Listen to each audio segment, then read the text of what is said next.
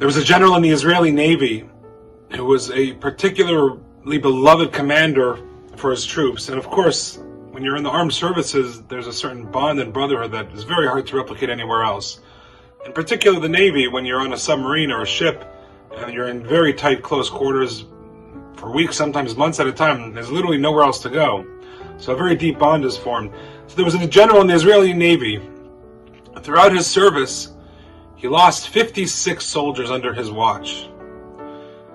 And he attended the funeral, and when applicable, the Shiva of each one of those 56 soldiers that he lost.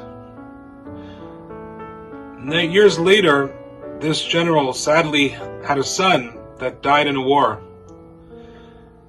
And at his son's funeral, one of the largest that people could remember, who showed up? The families of all his 56 soldiers. And he was struck and moved. And in the eulogy, he said, I want to apologize. First of all, he spoke about his son and how sad it was and what he meant to him. And then he pivoted and said, I attended 56 funerals and I spoke to the families and I felt like I had lost a son when I lost my 56 soldiers.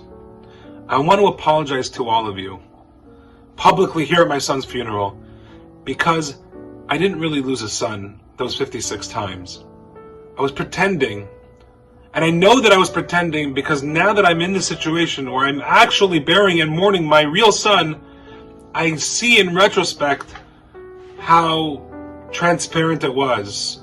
I felt terrible. I loved my soldiers.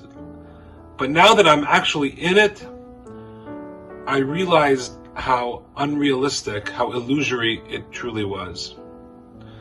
I thought that's a very beautiful metaphor for what we're about to experience over Shabbat and Sunday. Shabbat is the 9th of Av, the most important and the biggest, most tragic day of the Jewish people's history, when our temples were lost and multiple other calamities have occurred to us, even in contemporary times.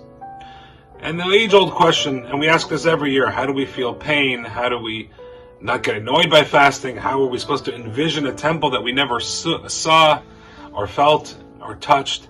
How are we supposed to experience these feelings of loss?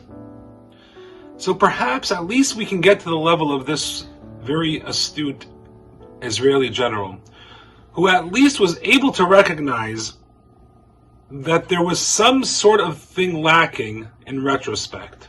There was an emotion that was there that was fake. It was all an illusion. Sadly, he needed this experience to wake him up to the reality. And so on Tisha B'Av, on Sunday, when we're supposed to sit on the floor up until midday, around 1:30 p.m., and we ponder things that are thousands of years old, that really have no connection to us in our times, perhaps we can summon up this feeling of realization that, yes, I'm living in some sort of illusion. Beautiful homes. The Western society has been very kind, for the most part, to the Jewish people. We have what we need for the most part, and even if we don't have, there's so many resources available to help us, thank God. Who is like the Jewish people?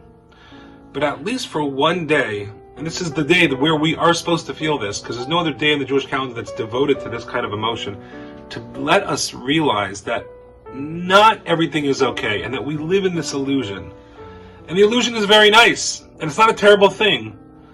But at least to recognize that we live in the illusion, it's so difficult, it's so challenging. And the Almighty gives us one holy day of the year, Tisha B'Av, where we can recognize that life is a bit of an illusion, and we live in this dream world. And the real world is the world of the temple, the world of the Jewish people back together, the world of the Jewish people doing and fulfilling their purpose on earth. That's the real world, and we sadly do not live in the real world. So one day of the year, where we get in touch with this illusion that we call life, and that is a very healthy emotion to experience. It might be painful, it might be inconvenient, but it's so powerful, so healthy, and so necessary. Shabbat Shalom. Everyone should have a very easy and meaningful fast. We've sent out an email with a full schedule of wonderful video presentations. My wife is doing a special women's program at 11 a.m. at the Thornhill Shul. I urge all of you to attend. and good luck on this important holy day of Tisha B'Av. Shabbat Shalom.